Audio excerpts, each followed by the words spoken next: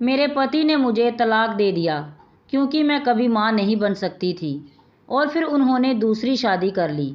1 साल बाद उनके घर बेटा पैदा हुआ और अपने बेटे के पहले जन्मदिन की पार्टी पर मुझे भी बुलाया ताकि वह मुझे जेलस फील करा सकें।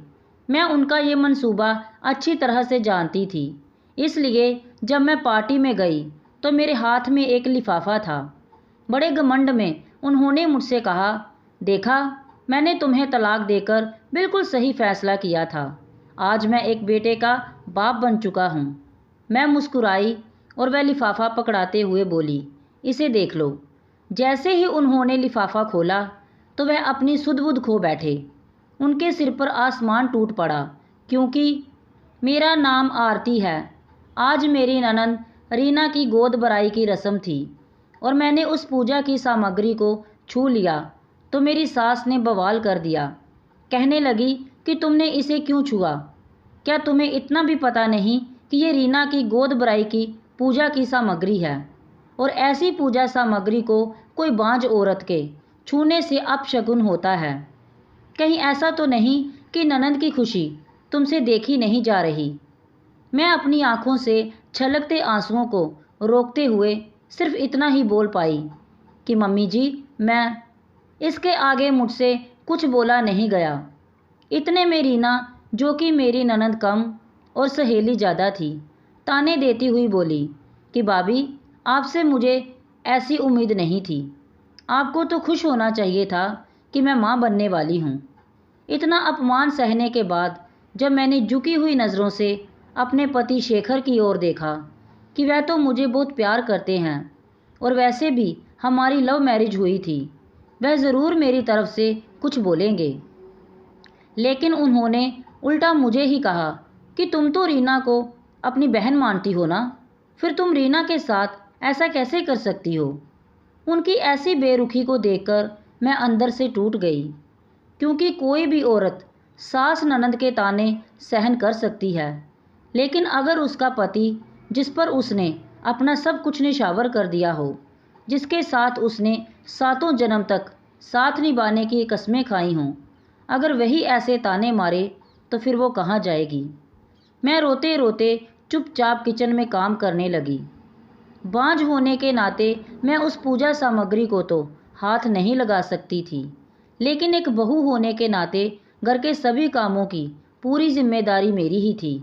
मैं सोचने लगी कि अगर मैं माँ नहीं बन सकती तो इसमें मेरी क्या गलती है? माँ बनना या ना बनना क्या नारी के खुद के हाथ में है? मेरी सासू माँ एक विद्यालय में पढ़ाती हैं, ननंद सीए है और शेखर इंजीनियर है।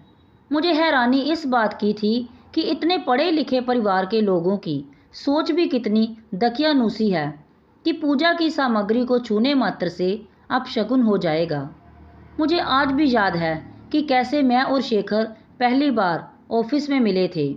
मैं ऑफिस में एक प्रेजेंटेशन दे रही थी और बॉस के साथ साथ सभी ने मेरी प्रेजेंटेशन की बहुत तारीफ़ की थी, खासकर शेखर ने। शेखर मेरी प्रेजेंटेशन से बहुत ही प्रभावित हुए थे। एक ही ऑफिस में एक साथ काम करते हुए हम दोनों को एक दूसरे से कब प्यार हो गया पता ही नहीं चला। दोनों एक ही जाति के होने से घर वाले भी मान गए और हमारी शादी हो गई। मेरी सास, ससुर और ननंद सभी का स्वभाव बहुत अच्छा था। मैं इतना प्यार करने वाला पति पाकर तो अपने आप को बहुत ही भाग्यशाली समझने लगी थी। शेखर ने मुझे पहले ही कह दिया था कि शादी के बाद 2 साल तक बच्चा नहीं करेंगे, ज़िंदगी को थोड़ा एंजॉय करेंगे, फिर बच्चे की जिम्मेदारी लेंगे। इसलिए 2-3 साल तक परिवार में बच्चे के लिए किसी ने भी कुछ नहीं कहा, लेकिन 5 साल होते ही घर में सभी के ताने शुरू हो गए। परिवार वाले और रिश्तेदार सभी मुझे बांझ कहकर ताने मारने लगे। शेखर पहले तो कुछ नहीं बोलते थे, लेकिन अब वह भी मुझसे बेरुखी से पेश आने लगे थे। शेखर मुझसे सिर्फ काम पूर्ति के लिए ही बात करते थे, जिससे कि रोज़ के कामों में कोई विघ्न न आए। ऐसा लगता ही नहीं था कि हम दोनों पति पत्नी हैं और एक ही घर में रहते हैं। आखिर मैं अपना दुख सुनाती भी तो किसे? आज मेरी 8वीं सालगिरह थी। मुझे लगा कि आज शेखर अपनी चुप्पी तोड़कर मुझे बधाई ज़रूर देगा। इसलिए मैंने शेखर की पसंद का नाश्ता बनाया, नई क्रॉकरी में नाश्ता दिया, लेकिन उन्होंने चुपचाप नाश्ता किया और बिना एक शब्द बोले ऑफिस के लिए निकल गए। मैंने तबीयत खराब का बहाना करके ऑफिस से छुट्टी ले ली थी ताकि डिनर अच्छे से तैयार करके बेडरूम को भी बहुत अच्छे से सजाकर शेखर को सरप्राइज़ दे सकूं। शेखर ने मुझे एक बार भी नहीं पूछा कि तुमने ऑफिस से छुट्टी क्यों ली है, क्या तुम्हारी सचमुच तबीयत खराब है। मैंने डिनर में पालक पनीर, भिंडी की सब्जी और कई सारी सब्जियां आदि बनाए। बेडरूम को भी फूलों से बहुत अच्छे से सजाया और खुद भी शेखर के पसंद की लाल रंग की साड़ी पहनकर अच्छे से तैयार हो गई। मुझे पूरी आशा थी कि आज शेखर ज़रूर अपनी चुप्पी तोड़कर मुझसे बात करेंगे और मैं उसे बच्चा गोद लेने के लिए मना लूँगी। शाम को जब शेखर घर आए तो उन्होंने मेरी ओर नज़र भरकर भी नहीं देखा। मैंने सोचा शायद बेडरूम में जाकर फिर विश करेंगे, लेकिन सब कुछ उम्मीदों के उलट ही हुआ। विश करना तो दूर की बात, शेखर ने मेरी तरफ देखा तक नहीं। मैंने दिल पर पत्थर रखकर कहा, शेखर, आज हमारी शादी की सालगिरह है, क्या तुम वह भी भूल गए।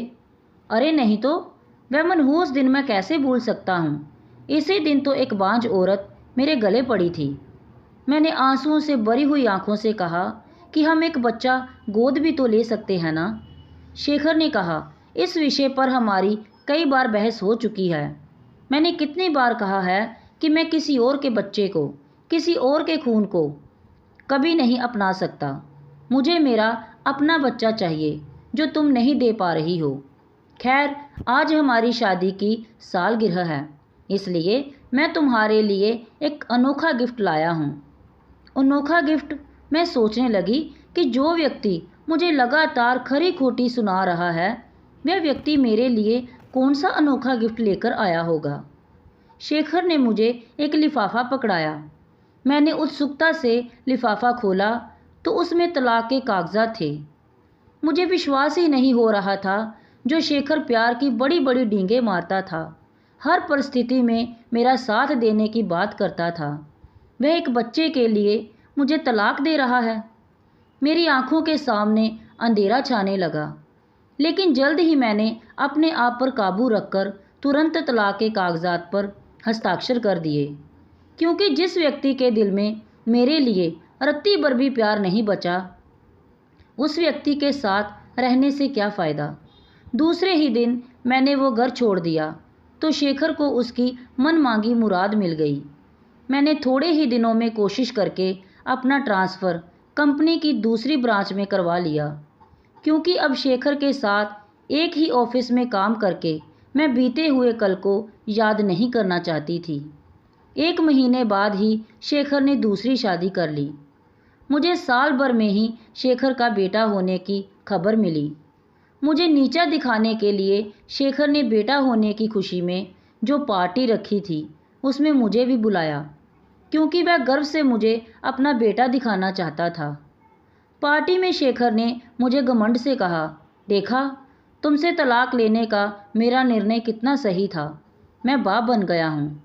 मैंने बड़ी विनम्रता से कहा, पापा बनने की बहुत बहुत बधाई हो शेखर। मैंने उसे एक लिफाफा देते हुए कहा, पापा बनने की खुशी में मेरी ओर से एक अनोखा गिफ्ट। मेरे मुंह से अनोखा गिफ्ट शब्द सुनकर शेखर को झटका लगा, क्योंकि सालगिरह पर अनोखा गिफ्ट कहकर शेखर ने मुझे तलाक के कागजात दिए थे। आज इसने कौन सा मुझे अनोखा गिफ्ट दे दिया। ये सोचते हुए उसने लिफाफा खोला। जैसे ही लिफाफे में रखा कागज़ उसने पढ़ा तो उसके पैरों तले की ज़मीन खिसक गई। उसका खुद पर कंट्रोल छूटने लगा। दिसंबर की कड़ाके की ठंड में भी वह पसीने से भीग गया। वह कोई उपहार नहीं, बल्कि मेरे पति की मेडिकल रिपोर्ट थी, जिसमें साफ लिखा था कि वह कभी बाप नहीं बन सकता। रिपोर्ट को देखकर शेखर ने अपनी पत्नी की ओर देखा तो उसकी झुकी हुई नज़रों ने मामला साफ कर दिया। मैंने कहा, शेखर, अब फैसला आपको करना है कि आप किसी और के बच्चे को, किसी और के खून को अपनाते हो या नहीं। इतना कहकर मैं बिना खाना खाए वहाँ से चली आई। दूसरे दिन शेखर और उसकी माँ दोनों मेरे घर पर आए। दोनों अपने आप को बहुत ही शर्मिंदा महसूस कर रहे थे। बात कहाँ से शुरू करें ये उनकी समझ में नहीं आ रहा था। आखिर शेखर ने ही बात शुरू की कि वह मेडिकल रिपोर्ट। मैंने कहा, क्या आपको याद है, हम दोनों ने अपनी मेडिकल जांच करवाई थी। किसी कारणवश आप रिपोर्ट लेने नहीं जा पाए थे। मैं अकेले ही रिपोर्ट लेने गई थी। हाँ याद है, लेकिन तुमने तो घर आकर बताया था कि कमी तुम में है, तो तुमने तब झूठ क्यों बोला था? खुद में कोई कमी ना होते हुए भी इतने साल क्यों तुमने सबके ताने सहे? मैंने भी तुम्हें बहुत सताया, फिर भी तुम कुछ नहीं बोली। आखिर क्यों? क्योंकि मैं आपसे बहुत प्यार करती थी। मैंने सोचा कि अगर आपको सच्चाई पता चल गई तो शायद आप उसे बर्दाश्त नहीं कर पाएंगे और आप अंदर ही अंदर टूट जाएंगे। मैं अपने प्यार को टूटता हुआ नहीं देख सकती थी। मेरा क्या, मुझे तो ताने सुनने की आदत पड़ गई थी।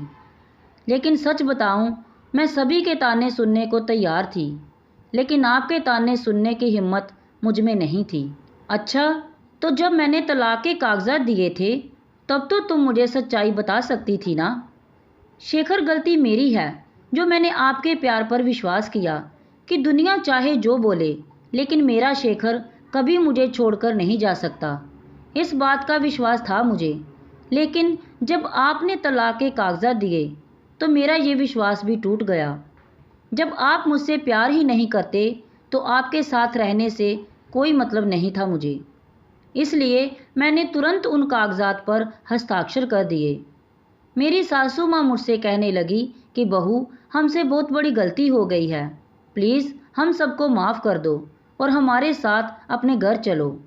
शेखर भी कहने लगे कि पुरानी बातें सब भूल जाओ, चलो हम फिर से ज़िंदगी की एक नई शुरुआत करते हैं। मैंने कहा, बात माफ़ करने या ना करने की नहीं है, बात है आत्मसम्मान की। अब यह संभव नहीं हो सकता कि मैं वापस उस घर में कदम रखूं। वैसे भी अगले महीने मेरी शादी है। मैंने तो वह अनोखा गिफ्ट आपको सिर्फ इसलिए दिया था ताकि मैं देख सकूं कि आप दोनों माँ बेटे किसी दूसरे के खून को अपनाते हो या नहीं। क्योंकि जब मैंने आपको बच्चा गोद लेने के लिए कहा था तो आपने बोला था कि मैं किसी और के खून को, किसी और के बच्चे को नहीं अपना सकता। दोस्तों, आपको मेरा ये फैसला कैसा लगा कमेंट बॉक्स में ज़रूर बताएं। कहानी को लाइक, शेयर और अगर चैनल पर नए हैं तो सब्सक्राइब करना ना भूलें। धन्यवाद।